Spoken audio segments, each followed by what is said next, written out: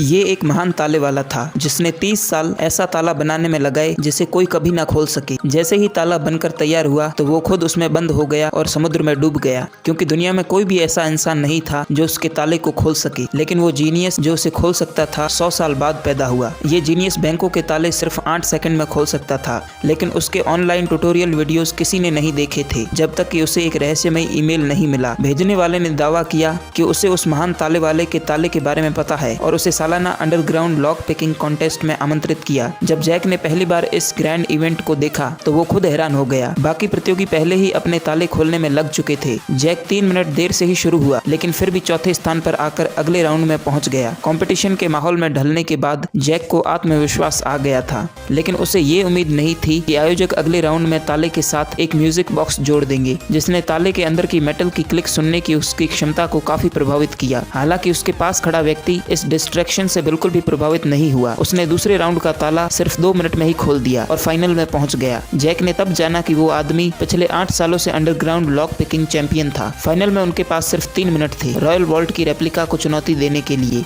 उस आदमी ने दरवाजे के अंदर की आवाज को ध्यान से सुना और पाया कि वॉल्ट का अंदरूनी हिस्सा स्पॉन्ज से भरा हुआ था, जिससे मेटल की आवाजें बेहद ही हल्की हो गई। लेकिन अनएक्सपेक्टेडली इस आदमी ने एक ऐसा हेडफोन निकाला जो आवाजों को 1000 गुना बढ़ा सकता था और उसे वॉल्ट के दरवाजे पर रख दिया। सभी को लगा कि वो आदमी जीतने वाला है, लेकिन जैक ने सिर्फ अपने दाएं हाथ का इस्तेमाल करके वॉल्ट के दरवाजे की आंतरिक संरचना को महसूस किया। दरअसल दर्शकों के उत्साह भरे शोर से दरवाजे में हल्का सा कंपन हुआ, जिसे जैक के हाथ ने पकड़ लिया। आखिरी 1 मिनट बचा था और जैक बिल्कुल शांत खड़ा था। सभी को लगा कि उसने हार मान ली है, लेकिन अचानक उसने हरकत की। सिर्फ 15 सेकंड में उसने दरवाजे के तीनों ताले खोल दिए और वॉल्ट को भी खोल दिया। एक नया अंडरग्राउंड लॉक पिकिंग चैंपियन बन चुका था। उत्साहित जैक ने आयोजकों से पूछा कि महान ताले वाले का ताला कहाँ है, लेकिन आयोजकों को उस ताले के बारे में कुछ भी पता नहीं था। उन्होंने उसे $1 मिलियन का इनाम दिया और उसे जाने दिया कि तभी एक रहस्यमयी महिला उसके पास आई।